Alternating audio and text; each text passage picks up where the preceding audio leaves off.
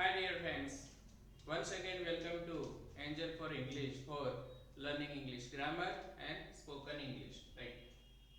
આજના આ ટોપિકમાં video number 1 right direct અને ઇનડાયરેક્ટ ની ચર્ચા આપણે શરૂ કરીએ છીએ. ડાયરેક્ટ ઇનડાયરેક્ટ માટેનો આ ફર્સ્ટ વિડિયો છે, જેમાં આજે આપણે માત્ર ને માત્ર આ વિડિયોમાં પરિચય લેવાના છીએ કે what is direct or direct and what is indirect or indirect.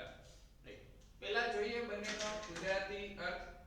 તો ડાયરેક્ટ નો મતલબ થાય છે પ્રત્યક્ષ. આ વ્યાકરણની ભાષાનું ગુજરાતી આપણે કરીએ છીએ. અને ઇનડાયરેક્ટ રાઈટ એટલે પરોક્ષ. ગુજરાતી મીનિંગ છે પ્રત્યક્ષ અને પરોક્ષ. ફરીથી જોઈએ, ડાયરેક્ટ એટલે સાદી ભાષામાં, હવે મારી ભાષામાં ડાયરેક્ટ એટલે સીધે સીધું, અને ઇનડાયરેક્ટ એટલે ફેરવી તોડવીને મારી મચડીને ફેરફાર કરીને. રાઈટ, હવે શું પ્રત્યક્ષ સીધે સીધું શું, અને ફેરવીને ચેન્જ કરીને શું. ઓકે, કોઈ પણ બે વ્યક્તિઓ વચ્ચે થયેલી વાતચીત હોય, કોઈકે કોકને કંઈ કીધું છે, કંઈ પણ કીધું છે. ઉદાહરણ તરીકે લઈએ આપણે તો અજય દેવગણે કાજોલને કંઈક કીધું. કોણે? અજય દેવગણે કાજોલને કંઈક કીધું. શું કીધું? આજે તારો જન્મદિવસ છે તો હું તને હોટેલ તાજમાં પાર્ટી આપીશ. ઓકે, આ માની લો તમે એ સમયે એને મળવા ગયા હતા અને ત્યાં બાજુમાં તમે ઊભા છો અને આ ચર્ચા બંને વચ્ચે તમે સાંભળી લીધી છે. રાઈટ, વાર્તા પૂરી થઈ ગઈ, તમે ત્યાંથી આવતા રહ્યા અને તમારા મિત્રોની વચ્ચે તમે આ ચર્ચાઓ કરો છો. હવે એ ચર્ચા, એ વાતચીતને બે રીતે વ્યક્ત થાય. એક પ્રત્યક્ષ રીતે. પ્રત્યક્ષ એટલે જ્યારે તમે હાજર હતા એ સમયે એ જે વ્યક્તિ બોલે છે એવું જ તમે ફરી પાછું વ્યક્ત કરો. જેમ કે અજયે કાજોલને કીધું, હું સાંભળતો એમ તમે કહેશો શું કે આજે તારો જન્મદિવસ છે તો હું તને હોટેલ તાજમાં પાર્ટી આપીશ. કોઈ ફેરફાર તમે કર્યા નથી. જેવું એ ભાઈએ કે એ બહેન બોલ્યા છે એવું જ તમે ફરીથી વ્યક્ત કરો છો. તો એ પ્રત્યક્ષ રીતે વ્યક્ત કર્યું કહેવાય, સીધે સીધું, કોઈ ફેરફાર વગર. પરોક્ષમાં ફેરવીને કહેશો, આને એને એમ કીધું કે આજે એનો જન્મદિવસ છે XYZ. રાઈટ, તો જ્યારે કોઈ વાક્યને આપણે એમને એમ ફરીથી વ્યક્ત કરીએ છીએ તો એ પ્રત્યક્ષ રચના બને છે, અને ચેન્જ કરીને વ્યક્ત કરીએ છીએ તો એ પરોક્ષ રચના બને છે. હવે અંગ્રેજી અને ગુજરાતી વચ્ચેનો તફાવત. ગુજરાતીમાં વચ્ચે માત્ર કે લગાડીને વાક્ય બોલીએ છીએ, બીજો કોઈ આપણે ફેરફાર કરતા નથી આપણી ભાષામાં, ગુજરાતીમાં.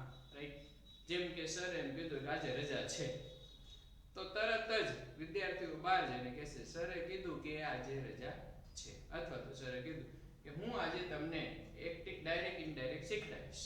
રાઈટ, તરત જ બીજા દિવસે કે ફ્રેન્ડ્સ છે એ બહાર જઈને શું વાતો કરશે, સરે આજે કહેતા હતા કે, અથવા તો સરે કીધું કે હું આજે ડાયરેક્ટ ઇનડાયરેક્ટ શીખડાવીશ. રાઈટ, આપણે વચ્ચે શું લગાડી દઈએ છીએ કે લગાડીને વાક્યને જોડી દઈએ છીએ. ઇંગ્લિશમાં એવું નથી થતું. રાઈટ, ઇંગ્લિશમાં ડાયરેક્ટનું સેન્ટેન્સ હોય અને એને ઇનડાયરેક્ટમાં ફેરવીએ અથવા તો વાત કરીએ તો એમાં ઘણા બધા ચેન્જીસ થાય છે. ઇનડાયરેક્ટની જરૂર ક્યાં પડશે ઇંગ્લિશમાં? ઘણી જગ્યાએ. શેક્સપિયરે આમ કીધું છે કે, મિલ્ટન આમ કહેતા હતા કે, રાઈટ, જોન ડને આમ કીધું છે કે, કોઈ પણ વ્યક્તિએ કંઈક વિધાન કરી દીધું છે, અમિતાભ બચ્ચને આમ કીધું છે કે કહેતા હતા, અને પછી જે વાત આપણે વ્યક્ત કરીએ છીએ તો એ લખવામાં ડાયરેક્ટ ચાલે, બોલવામાં તો ઇનડાયરેક્ટ જ કેવું પડે. તેમ ઊભા થઈને લેક્ચર આપતા હોય, કોઈકે કંઈક વિધાન કીધું હોય, એમાં કંઈ એમ થોડું કહેવાય કે XYZ said into inverted comma. Right, એવું તો કહેવાતું નથી, ફેરવીને જ તમારે બોલવું પડતું હોય છે. તો આ છે ડાયરેક્ટ અને ઇનડાયરેક્ટનો પરિચય વિડિયો નંબર 1 માં. The core difference you might have understood that the direct means the sentence which is repeatedly told without any change, and indirect means the sentence which has already been told once but it is said again next time repeatedly but with some changes, necessary changes you can say that. So that's indirect. next video માં આપણે એને આગળ વધારતા રહીશું. તો આ છે હા અમારી વેબસાઇટ પર angelforenglish.com પર અને YouTube માં કિશન એન્જલ પર.